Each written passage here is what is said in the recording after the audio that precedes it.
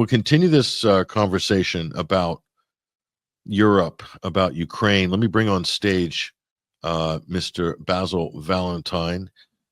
I'll bring him up on stage now. Basil is the political editor at the Pulse.today. Basil, great to have you with us. Great to be with you, Patrick, and hello to all your viewers and listeners all around the world. Basil, it's great to see you. I mean, I saw a fantastic segment, which we put on our X feed, which you did from the Pulse. You interviewed Laughlin, who is a fantastic geopolitical analyst on the Pulse. A great guy, a U.S. skeptic academic now based in France. And he was saying what we all know, that Zelensky's history. I'm reminded of what Henry Kissinger said, to have the United States as your friend. Sorry, to have the United States as your enemy can be dangerous, but to have the United States as your friend may be fatal.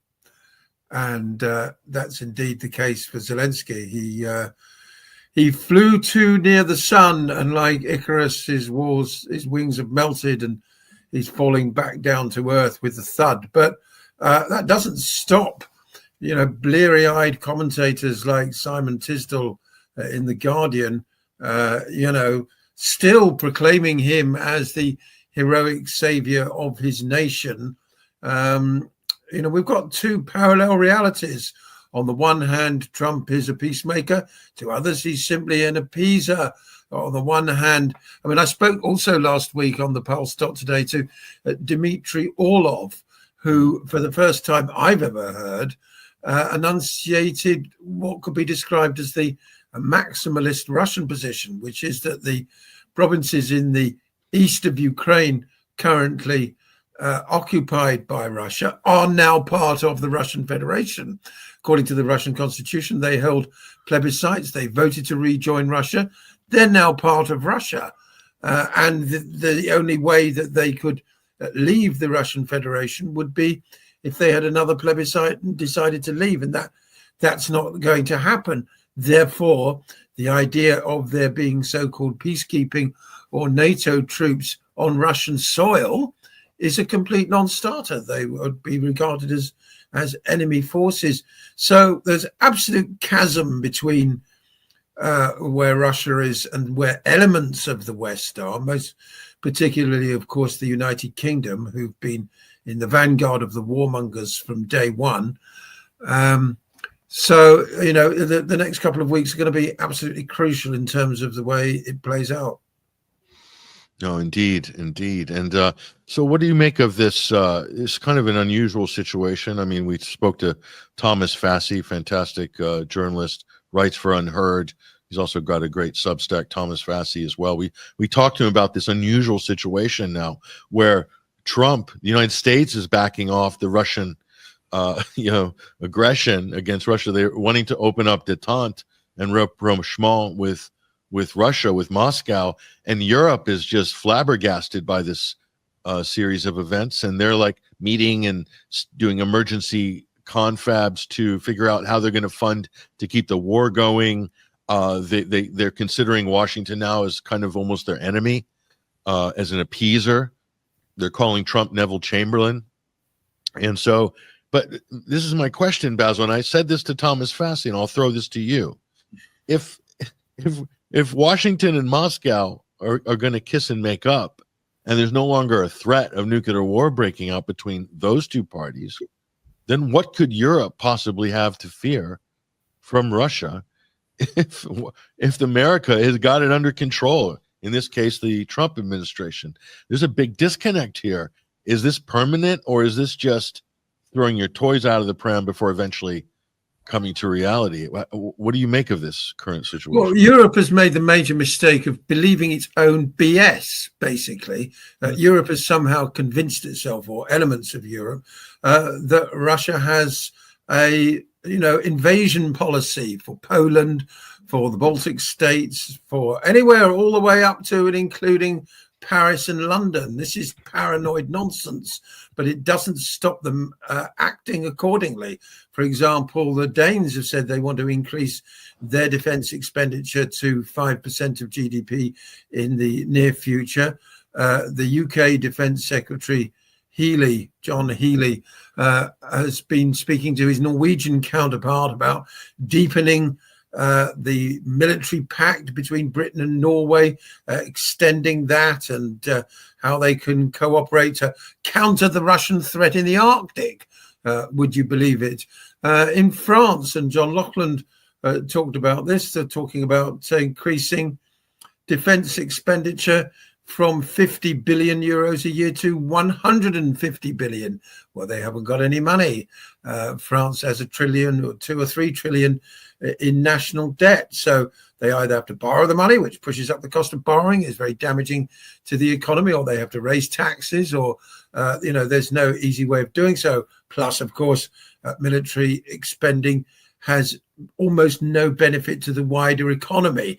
The money isn't recycled. If governments want to spend money to stimulate the economy, then spending money on defense hardware is about the worst thing they can possibly do. It really is a black hole for money, particularly since the stuff they buy is mostly never used anyway. It just rusts. I mean, Britain built 2 new aircraft carriers. They were pretty much obsolete before they left the shipyards.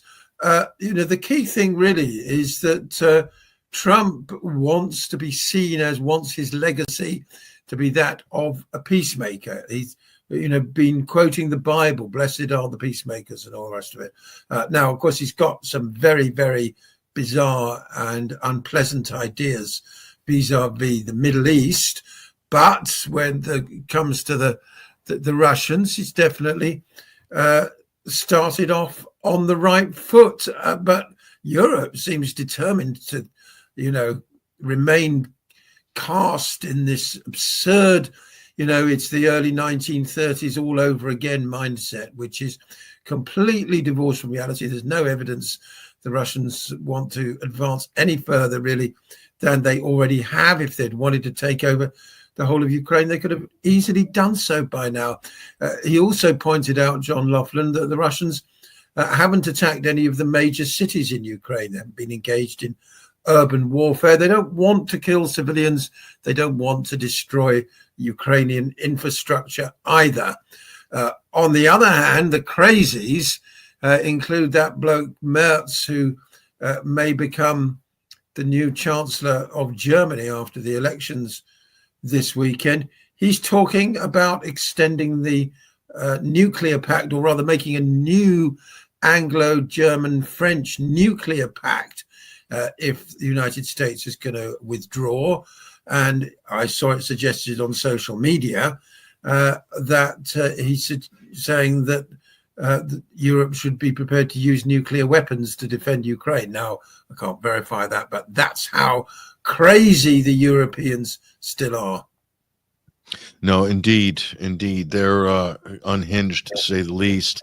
And, I don't think anyone in Europe, and I made this point on a viral video I posted from an old interview from January, but there's nobody in Europe that wants to have a direct combat with the Russians, wants to go to war with Russia. The only country that's capable of doing that is probably the United States, but they're not interested in it, and not even remotely. So you have all these smaller European countries that can't even field 20 or 50,000 combat-ready soldiers, which, let's face it, that'll last about 2 weeks on the front lines in Donbass.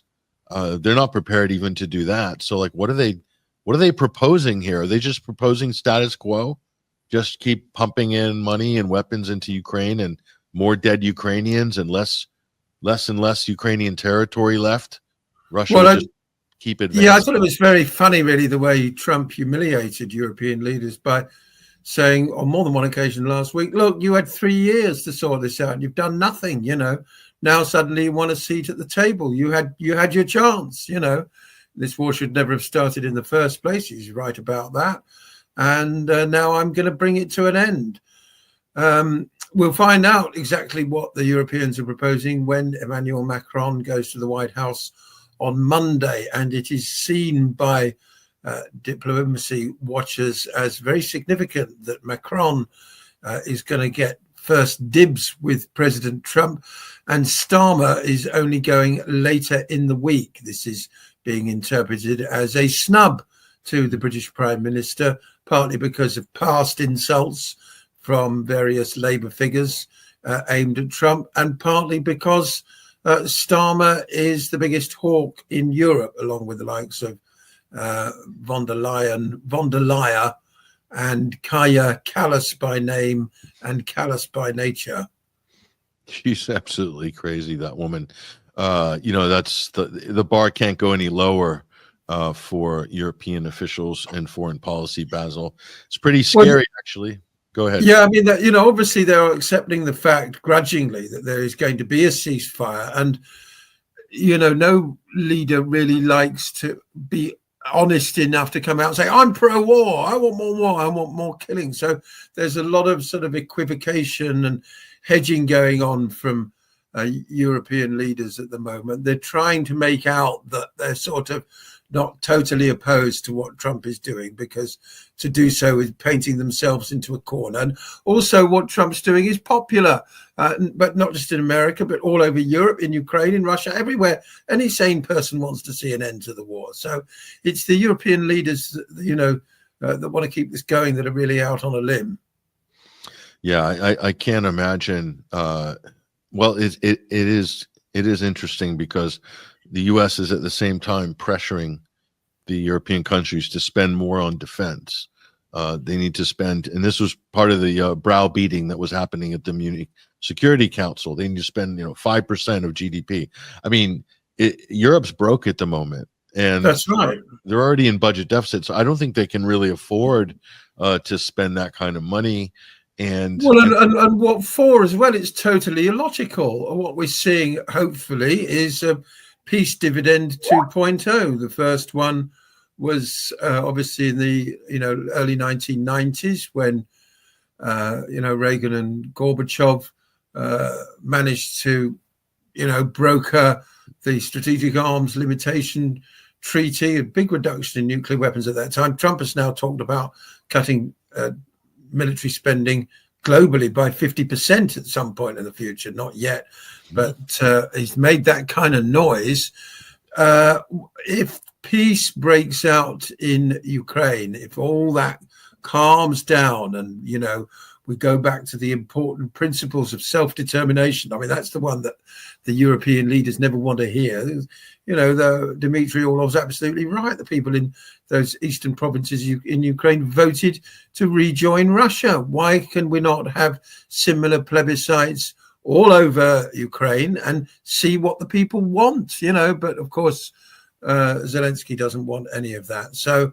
No, I'll just add to what you said, because it's an important point. If you watch Piers Morgan, he's doing shows on Ukraine now, and Trump, he's getting all the Ukraine hawks on and seeing what they think about this split that's going on. But when you listen to the Piers Morgan sort of base propaganda, Western propaganda narratives, which is a good thing to watch Piers Morgan, because you'll know what the propaganda that's being issued from NATO and from governments and from intelligence agencies goes directly to Piers Morgan, and then he repeats that ad nauseum. And this is how narratives are formed, including the Israeli October 7th narrative. But he says, well, look, it was Putin invaded. That's why there's a war. It's not Ukraine's fault. Putin invaded. And then if you ask Piers Morgan, you say, why did Putin invade? He didn't technically do a full-scale invasion, but they say full-scale invasion, Putin's war of choice, an unprovoked war. And that's propaganda. The reality is what you said, Basil, but it's even worse from the Piers Morgan propaganda point of view, is that the government in Kiev, what led to this major impasse and conflict, is when Petro Poroshenko came in, a U.S. installed puppet, or when the U.S. installed Yatsenyuk as the caretaker government after the Maidan coup, which was engineered by the U.S. and the EU and Soros and a few others in 2014, February. They put in a caretaker government handpicked by Victoria Nuland and the U.S. State Department. And then they held until Petro Poroshenko came in as the first president. And what he did and what they did was cut off They did a policy of what's called lustration.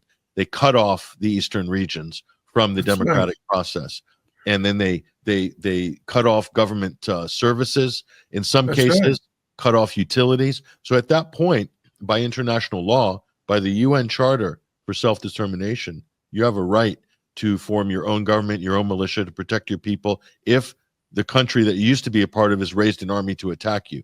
That happened. That happened. So they ticked all the boxes for international law. And then there was a ceasefire mandated by the UN Security Council, Resolution 2202. That's the basis of the Minsk Accords. And they need to implement the Minsk Accords. That was mandated unanimously, including the US and France and the UK. They all signed it. And then they didn't follow through with it. And they didn't follow through intentionally because they wanted this war to happen, ultimately. So all those countries in Donbass, they have a perfect case by international law. The failure is from the UN Security Council countries that didn't push to implement Minsk because they voted on it. And so for people to turn around and give you 1% of the history, which is what Piers Morgan does, it's called keyhole gaslighting or keyhole history. You can only see through the keyhole, or gaslighting, if you want to use the term gaslighting, and then blame Russia for something that is the West's fault. So it's an open shut case. It's a much stronger case than the creation of Kosovo by NATO. Much stronger case. And Crimea, that's a slam dunk for Russia. Piers Morgan says Russians invaded Crimea. You hear a lot of people repeat that. They didn't invade Crimea. They were already in Crimea. The Russian Black Sea Fleet is stationed at Sevastopol. They had 20,000 troops, plus another 5,000 bureaucrats, technical people, 25,000 standing in Crimea. They didn't invade. So what happened was the people in Crimea saw the destabilization after Maidan, saw the lustration, saw the discrimination of Russian speakers, and the basket case that was Kiev, and they made phone calls and arrangements. Russia says, we'll defend you enough to get yourself stable, but you have to have a referendum. If you want to be independent, you have to have a referendum. They did, and it was unanimous, 90%. Next thing you know, they're joining the Russian Federation. Slam dunk, open shut case. They were part of Russia anyway before 1953, so it is. Yes, exactly. I mean, that's the other point people forget is that, Ukraine's something of a made-up country. It was all part of the USSR. It's not like it's an ancient kingdom like France or Spain or something. It was, the border between Ukraine and Russia was all but invisible in the Soviet era, and Stalin moved populations around all over the place. There are millions of ethnic Russians in eastern Ukraine. That's a fact. It's also a fact that they were being persecuted. It's a fact that they've been persecuted even more, Russian speakers, since the war started, with Zelensky closing churches and banning the use of the Russian language and all this sort of stuff. But this is how demented some of the fake liberal commentators are. This is Simon Tisdall writing in The Guardian. He says, Trump is right up there with Brutus, Benedict Arnold, Vidkun Quisling, and Lord Haw-Haw. Lord Haw-Haw, for those who don't know, aka William Joyce, was a British defector to Nazi Germany who then made regular propaganda broadcasts during the Second World War with the call sign "Germany calling, Germany calling," hence his name, Lord Haw-Haw. Tens of thousands of civilians are dead or injured. Millions are displaced and homeless. Yes, we know that, Simon, and it seems you want that number to increase. Now, he says, they are all Trump's victims too. I mean, what a bizarre bit of projection, really. In what way are the people that were killed or made homeless over the course of the 3 years when Trump wasn't in power, in what way are they his victims? I don't get it. Putin, he goes on, a dictator in the true sense, launched an unprovoked, they're always unprovoked.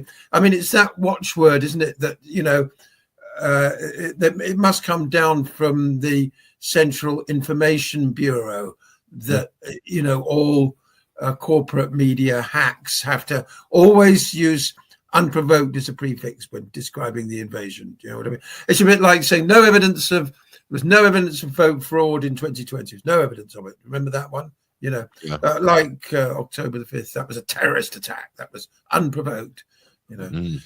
Anyway, on we go.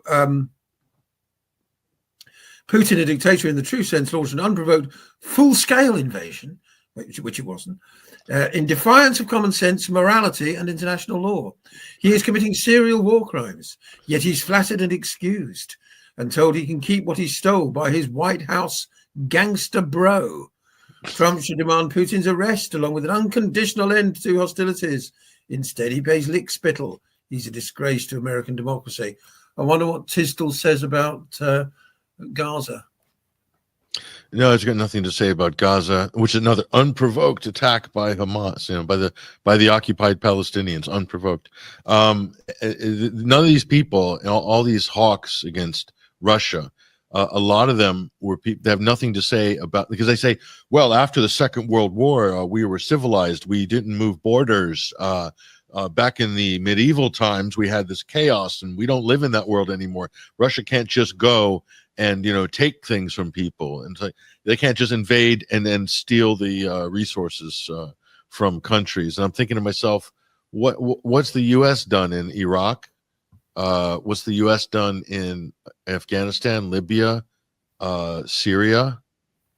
Take the oil. Trump himself, take the oil. Somalia, et cetera, et cetera. The list goes on and on and on. I'm not even talking about Central America. But, so, I mean, even in the modern era, the U.S. is guilty many times over. What about Yugoslavia? That was more in the heart of Europe than Ukraine is. Exactly. So yeah, people talk about you hear again, you say, oh, this war's in the heart of Europe. No, it isn't.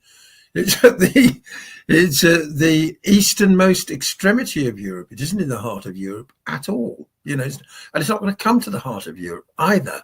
It's not going to come to Vienna and Switzerland or something. It's not going to happen. The minerals, of course. Well, apparently, as Zelensky said, he would not accept any outcomes of talks, and he's not ready yet to sign the mineral deal either, which Trump is pressing for.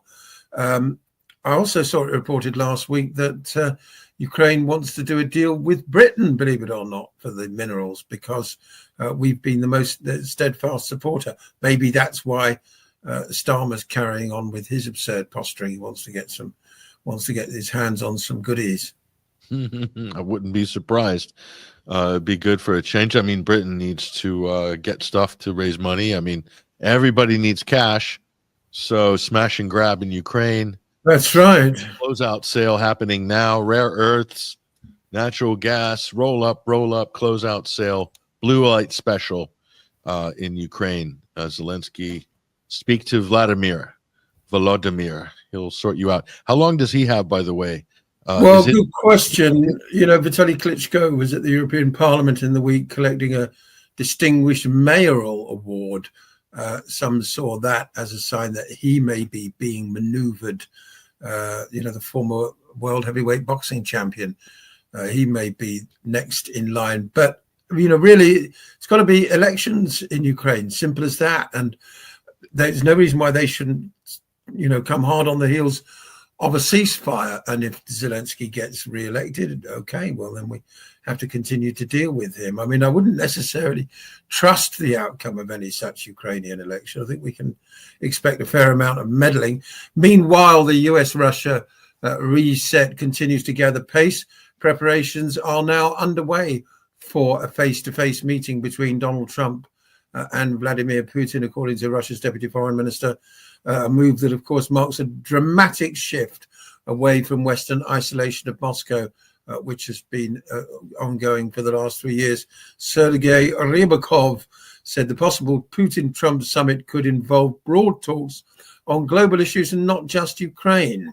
He said a possible Putin-Trump summit is now going to move towards normalizing relations between our countries, finding ways to resolve the most acute and potentially very, very dangerous situations, of which there are many Ukraine amongst them. And he said efforts to organize such a meeting are only at an early stage, and that making it happen will require the most intensive preparatory work. I wonder what the likes of Simon Tisdall will say about that. The leaders of the two world's world's two most powerful countries meeting, shaking hands, agreeing to solve the world's problems. That'll put these neoliberal hawks, kicking and screaming on the sidelines. We don't want a peaceful world. We don't want to sort the problems out. Putin can't be seen to win. That's After right. all we've sacrificed, Europe has sacrificed so much to defeat this evil Russian, the hordes, the Slavic hordes from coming over the Alps. Not a word about any dead Ukrainians. Did you notice that? You never hear this from any of the Eurocrats or anybody in the West lamenting about how many hundreds of thousands of Ukrainian boys and men or grandfathers have been sacrificed on the front lines of this vanity war that NATO is waging. Exactly. Vanity. It's a vanity project. That's the way I look at this. Yes. For Europe. For America, it's a protection racket. At least with America, it's a protection racket. But with Europe, it's a vanity project. For what? The ego of past empires, it was a failed American project. It became a European fantasy project, but originally it was, Victoria Nuland's brainchild, wasn't it? It was all part of the, let's continue to squeeze Russia as hard as possible. Callas, the new EU foreign policy chief, has talked about breaking Russia up. The idea really was that, we didn't want a multipolar world. If Russia was, decapitated in much the same way that other countries like Iraq and Libya have been decapitated, admittedly much bigger fish, but why couldn't the same thing happen there, you see?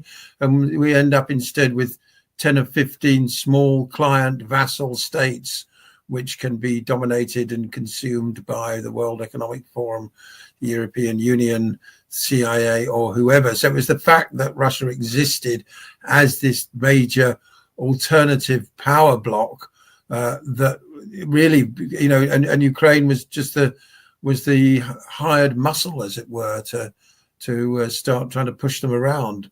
But they haven't been pushed around, and now it's time to bring it to an end, and also to hopefully close the chapter on the stupid, senseless, so destructive regime change ideology of the neocons.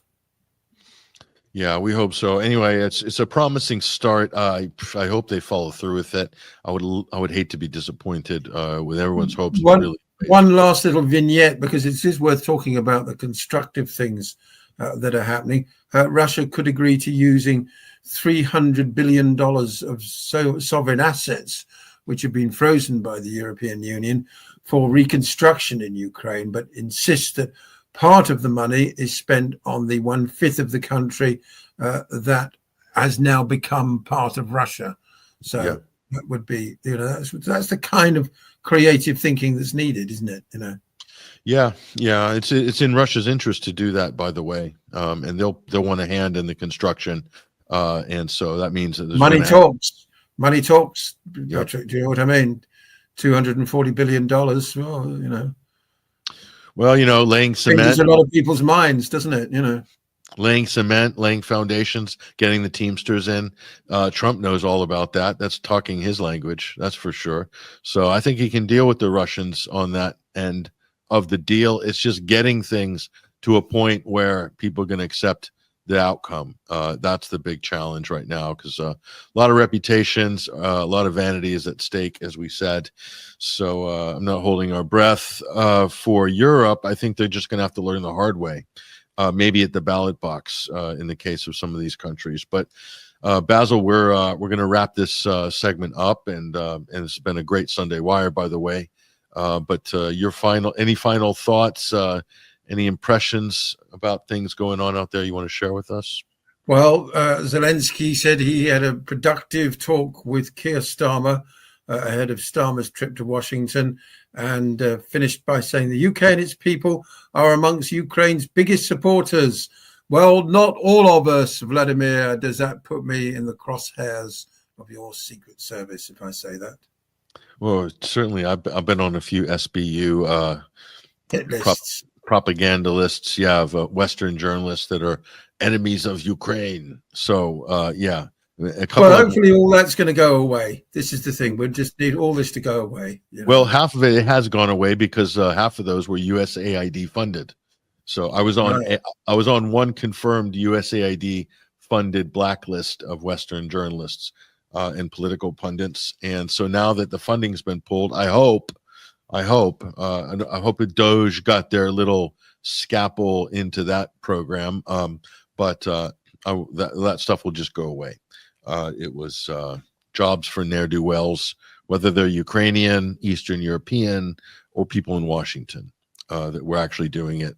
So who knows? We'll find out. There needs to be an investigation. This has just been a free-for-all of grift, of free-for-all. That's what Ukraine is. It's a giant cash machine for the political Well, class. again, that's what Dmitry Orlov was saying. He's saying the Europeans have gone home with suitcases full of money. Quite literally, the whole thing has just been an exercise in bribery and corruption, and all this talk of, sovereignty and the politics of it's just window dressing for a giant gangster operation. Absolute. You know what? With Zelensky's well-rumored habits, of course. Oof. Yeah, I mean that's I like to get some accounting on that, but it'll probably be on the books as fruit and flowers, like it is with show business. Fruit and flowers, fresh fruit and flowers every day, for a grand. Flown in with Sean Penn. What was he bringing Zelensky? What was inside that Oscars trophy? That's what everybody wants to know. But anyway, maybe we'll find out. Maybe Sean will do a documentary and tell us all those answers to all those esoteric Ukrainian questions there. Just before we go, all jokes aside, just a couple things. You mentioned the church. We'll flash this up on screen here. Fantastic independent documentary film about Zelensky's takedown of the Ukrainian Orthodox Church. Religious repression in that country at the hands of this so-called democratic leader. I mean, it's just unbelievable if you actually think about it, but this is what's happened. The largest religious institution in a country was banned by Zelensky, this champion of democratic values. So that happened, ladies and gentlemen, and it's called People of Christ, Our Time. It's an independent documentary. We're very pleased to have this great review of this film up at 21st Century Wire. The film itself is accessible on YouTube, but to censor it, YouTube has put an 18 or over age limitation on it. Just one of the little roadblocks that YouTube does to content they don't like or they don't want people to see. The other story, and Basil, you probably know about this man, Gonzalo Lira. Yeah, well, I'm very glad he got some space in social media this week because, again, Trump's moves have brought an awful lot of things out into the open. Poor bloke. No, it's just really sad. He was an American, Chilean American, but he was in Ukraine. He became a kind of voice of the dissenting opinion from inside Ukraine during this conflict, and he sadly, according to Alexander Dubinsky here, Dubinsky's in jail. Zelensky threw him in jail for whistleblowing corruption. Yeah, that's your Democratic champion, Zelensky. He's thrown all the dissidents in prison. So Dubinsky is an interesting character. He was a parliamentarian. Okay, he was a people's deputy in the Rada, and he's in prison. When he was going to one of his hearings with his lawyer there, he uploaded a video to YouTube while they were together with evidence about what they did to Gonzalo Lira. Tortured him to death. Before they killed him, they extorted $70,000 of all his savings in money. They got him to extract it online and then wire it to whoever the security guards or whatever corrupt grifters you have in the Ukrainian intelligence apparatus. They took an American citizen, they beat him, robbed him, and tortured him to death and killed him. And you know what the worst part about this is, and Dubinsky mentions this, the U.S. State Department had full knowledge of this, his detainment beforehand. They did nothing to release him. They could have saved his life on multiple occasions, and Anthony Blinken and everybody in the State Department laughed it off and said, well, tough luck. Leave him to the dogs. And sure enough, this is what happened. I mean, there should be Senate hearing or congressional hearing on this and other issues related to this last State Department, which I will say is probably going to go down history, and this is a tough award to win, the most corrupt and criminal State Department history in the history of the country. And that's an award that's tough to dole out, Basil. It's not an easy one to win. Yeah, that's like it's like breaking one, think of a great feat in sports history that nobody's been able to eclipse. I mean, that's how difficult it is to win that award. Worst State Department, most corrupt criminal Secretary of State ever, Tony Blinken. I think he wins. I think he makes Henry Kissinger look like, what do you call it? A Samaritan, volunteering, doing suicide hospice and hotline, for 20 years. I mean, that's the equivalent. Tony Blinken is just something of a real criminal, a really dark character, connected to Jeffrey Epstein, by the way, via the French connections there. That's another thing that's coming out now.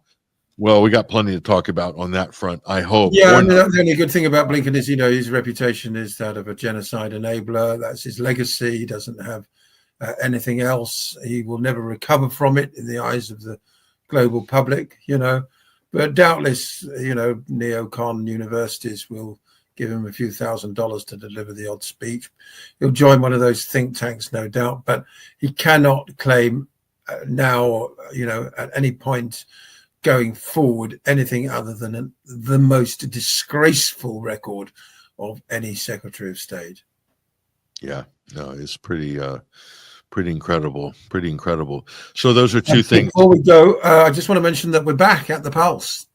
The Pulse today, the home of today's news talk, is back, broadcasting from 3 p.m. to 9 p.m. GMT. That's a UK time, Monday to Friday. And I'm on every day at 6 p.m. for a couple of hours. And I look forward to seeing you there. I've got the redoubtable, the indefatigable, the venerable Professor Jim Fetzer on Tuesday. And I'm going to be asking him what, if anything, we can expect from the so-called opening up of US files on the assassination of John Kennedy and various other misdemeanors. I'm not expecting too much, but of course, Jim is the dean of so-called conspiracy theory. I'm glad to say that term is becoming increasingly redundant, simultaneously redundant and embraced by people. Conspiracy theorists are simply those who can see a year or two into the future and 50 years into the past more clearly than the others. Hey, Patrick. So anyway, Jim Fetzer on next week. A whole host of great guests. It's a rip-roaring show, and I'm there 6 p.m. every day at the Pulse.today. Yeah, we put that up on screen as well for people to see. Just go to that URL, thepulse.today. It's down there on Basil's lower third as well. Ask Jim Fetzer one question for me, if you would, please, Basil. Ask him what are the dangers that they release quite a lot of documents, but they'll be redacted. Because they do have an Israeli-friendly congresswoman with a fake name, by the way, basically right. in charge of it. So I mean, it's former stripper, apparently. Former stripper Anna Meyerhofer, now known as Anna Paulina Luna, because you need to win that Latino vote in Southern Florida. So you need to change the name. It's show business, right? Politics is the new Hollywood. What are the odds that she might they preside over a mass redaction? That's the question to Fetzer. I'd love to hear his opinion on that. Well, I think it's going to be the classic sort of limited hangout. There'll be very, very minor release of things at the margins. But if enough comes out to successfully discredit the official narrative around JFK, then that opens the can of worms, as it were. People start digging around much more. I mean, as I've said before, I've noticed on X, far more people now talking about the Israeli connection to the assassination of John Kennedy than was the case 5 or 10 years ago, even 2 or 3 years ago. That will only increase, So, and 9/11. Indeed. 9/11 as well, the Israeli connection. So, and there is There's a number of strong Israeli connections. So is all the Israeli details going to get redacted? Well, this is it. That's our fear. Is Bibi going to have first dibs on the docks? Is Bibi going to have first dibs on the docks? That's our big fear. That's what we're worried about. I mean, this is what annoys me about people like Simon Tisdall here sounding off about Vladimir Putin when Netanyahu is, guilty of far more grotesque and cruel war crimes than Putin. And you would think that at least if he wanted to appear an honest broker or writer like that, would mesh the two together and talk about the global constitutional crisis if he wants to. Do you know what I mean? The problem is you can't put them side by side, because then you'll realize that Putin isn't the evil butcher that they're making him out to be in the West, because Netanyahu has just distinguished himself above and beyond anything we've seen in the modern era. So that's right. It's no wonder they don't compare them. They don't even want to mention them in the same sentence, by the way. That's like the biggest fear of these propagandists, Basil. We're here to hold them to account. We're here to expose their lies, all their deceptions, all their obfuscations, and their gaslighting. And I think we're doing a pretty good job of it, because the truth is coming out little by little, bit by bit, thanks to many different people and the great hard work and dedication of many, an independent researcher, independent journalist, pundit, people in politics as well, the brave ones. We tip our hats to everybody, and people like yourself. Basil Valentine, political editor at The Pulse today. Good luck this week. Look forward to hearing about your Fetzer segment, hopefully next week. Thank you, Patrick. See you again soon. Should be noteworthy. There he goes, ladies and gentlemen. That is Basil Valentine. And again, go to thepulse.today. You can go to the URL there. That'll take you to see some great programming, great content, very smart and heady analysis happening there. And let me just remind everybody, we are having a winter fundraising drive at 21st Century Wire. This is how we support this platform and our team throughout the year. This is where it's at. You just go to 21stcenturywire.com, donate, support. We'll accept any form of payment. We'll do cryptocurrency, PayPal, credit card, whichever. We appreciate it. We'll put it to great use, I assure you. And we've got a couple more weeks left. We're going to round this out at the end of February. So if you can support us or subscribe and become a member for around $5 a month at 21wire.tv, that's one way you can help us on a regular rolling basis. And we've got some great members content there as well. And we'll be rolling out a whole new suite on that platform for members as soon as we're able to. But we are putting out new programming. The Midweek Wire, it's in its 5th week. That's really exciting. People are loving it. So we're going to keep doing it and pushing it out further and further. And we got a 3rd program we're going to be launching as well, probably in the next week or so. So we're putting some new stuff out, and we've got our viral video suite as well. We have a team working on those every day. So again, that's all thanks to you. Couldn't do it without your help, folks. And we want to do a whole lot more, and we're going to need your help to do it. So we really appreciate everybody. And also a big thank you, not only to Basil Valentine today, but also Thomas Fassi, journalist from Unheard. Also, Thomas has his own Substack, which we put on screen earlier, Thomas Fassi. You can find it there. We'll put a link down in the show description as well. But that's all we have time for today, ladies and gentlemen. That is the show. We appreciate your patronage and your listenership, your viewership, and we will see you in the midweek. We have actually a very special Nord Stream report, which will be published at 21stcenturywire.com, and we'll have the author on the Midweek Wire to discuss what his findings are, and they will be profound. I guarantee it. It's an important piece of the story, which we'll be revealing this week, and Freddie Ponton will be there to tell us all about it on the Midweek Wire on 21 Wire Live, same platforms and channels as the Sunday Wire today. So we'll see you all then. So in the meantime, take care. Hope you guys have a great week. All the best.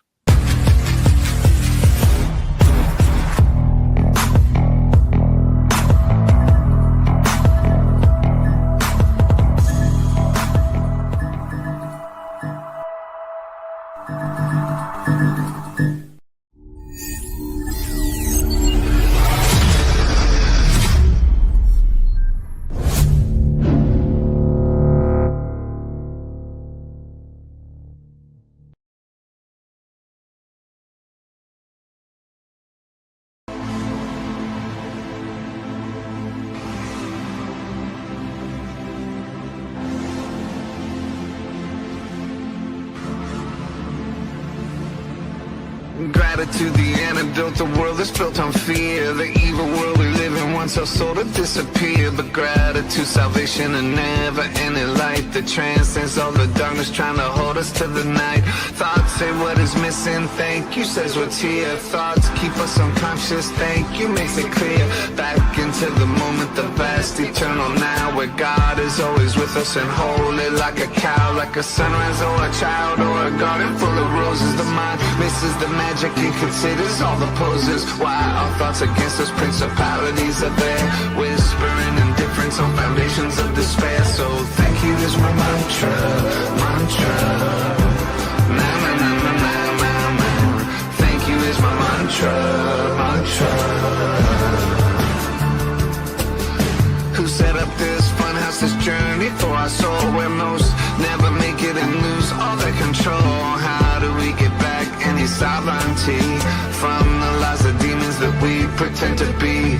Thank you is a pass to a place outside of hell. Gratitude and presence will lift us where we fell, but we have to make a practice to come back into now, in the garden of our gratitude, and push that ancient plow. I don't know the reason we are in a holy war, how we ever come back to who we were before. Did it start in Eden with an apple and a snake? Since then have we been following with this battle as our fate? So thank you is my mantra, mantra. Na na na na na na na.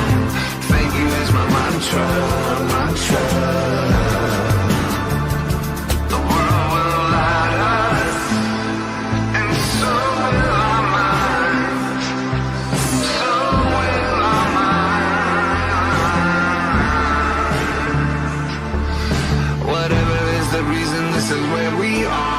The light and the darkness all aiming for our heart. The light wants us present in the clutch of gratitude. The darkness wants us scattered with an evil attitude. And we look at the thinking that justifies the course. We see it's thought itself that brings on the divorce. From the Holy Spirit, from revelation's gloom, from the love of God to the darkness of the tomb. Voices of all demons we identify as us, and then we follow lies, the wrong voices that we trust. Take us to destruction, take us to despair, when the gift of God himself has always just been here. So thank you is my mantra, mantra. Na na na na na na na. Thank you is my mantra, mantra. Thank you is my mantra, mantra. Na na na na na na. Thank you is my mantra, mantra.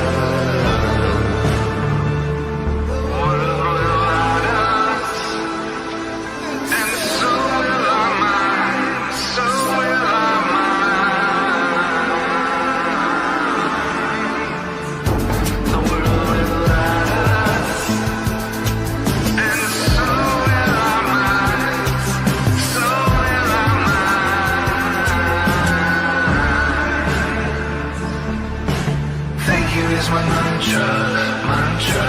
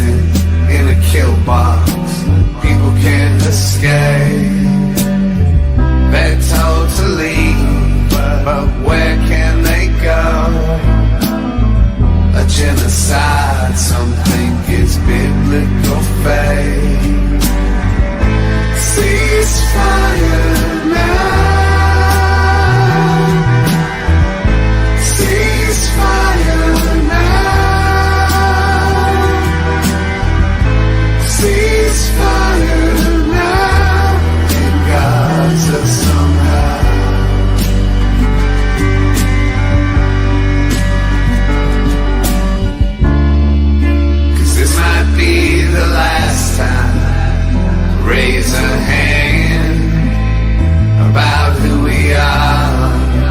What's this say about who we are? 'Cause this might be the last time to raise a hand about who we are. What's this say about who we are? Digital images and digital lies cut out their heart along with their supply. The propaganda leads to dehumanize our fellow humans and silence their cries.